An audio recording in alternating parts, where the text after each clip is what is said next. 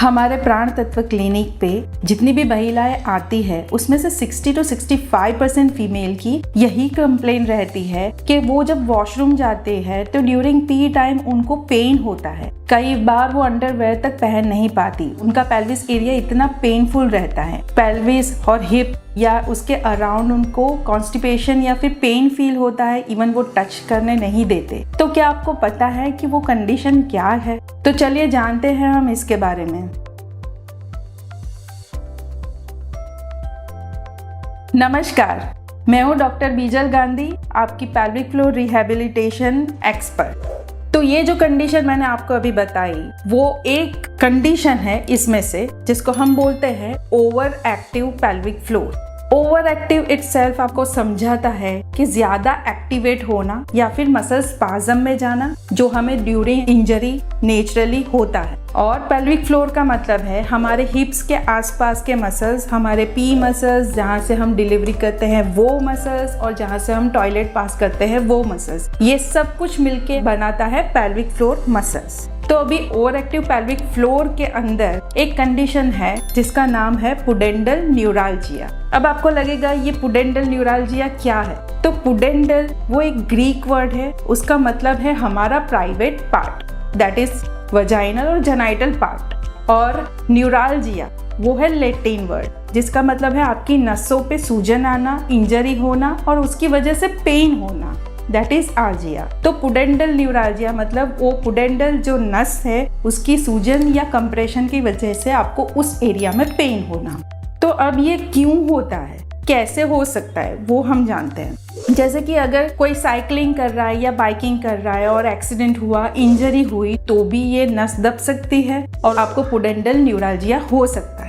कई बार during delivery tearing wearing की वजह से भी आपको पुडेंडल न्यूराल्जिया हो सकता है। और उससे ज्यादा अगर आपके हिप बोन की सर्जरी हुई है, आपके फीमर के हेड बॉल की सर्जरी हुई है, वहाँ पे स्टिफनेस है, पैरालिसिस है, जो बोलते हैं ना हम लोग के अडक्टर मसल में स्पाज्म आया है, तो वो कंप्रेस करती है पुडेंडल नर्व को, वो नस को दबाती है। तो उसकी वजह से भी हमें वो पेनफुल एरिया देखने को मिल सकता है। अभी पुडेंडल न्यूराल्जिया जरूरी नहीं है कि दोनों तरफ देखने को मिलेगा, नसें दोनों तरफ है। कई बार वो सिर्फ एक तरफ देखने को मिलता है क्योंकि एक ही साइड की नर्व आपकी कंप्रेस हो रही है, और कई बार दोनों तरफ देखने को मिलता है। तो इसके साइन आपको कब देखने को मिलते हैं? जैसे कि किसी का प्रोफेशन ऐसा है कि पूरा दिन उनको बैठे रहना है, तो ड्यूरिंग सिटिंग उनको ये पेन बढ़ता है, अग्रावेट होता है थ्रू आउट द डे। लेकिन अगर जैसे ही पेशेंट खड़ा होगा, चलेगा या फिर लेट जाएगा तो वो पेन अपने आप सबसाइड हो जाता है। कई बार क्रोनिक कॉन्स्टिपेशन के जो पेशेंट होते हैं, जिनको अल्कोहल या फिर टोबैको की आदत होती है, जो हमेशा कॉन्स्टिपेशन से पीड़ित रहते हैं, उनमें भी ये न्यूराल्जिया देखने को मिलता है। तो वो जब सो जाएंगे या फिर चलेंगे तो ये पेन सबसाइड हो जाता है। ये उसकी बहुत बड़ी साइन रहती है। और उससे भी ज्यादा अगर आप टच भी कर रहे हो अपने जेनाइटल एरिया पे, तो वहाँ पे कई बार बहुत ज्यादा पेन होता है। आप शेव भी नहीं कर पाओगे, क्लीन भी नहीं कर पाओगे, आपको कोई कपड़ा भी वहाँ पे नहीं जमेगा अगर लग रहा है तो ये सारी साइन सिम्टम और कॉजेस है पुडेंडल न्यूराल्जिया के।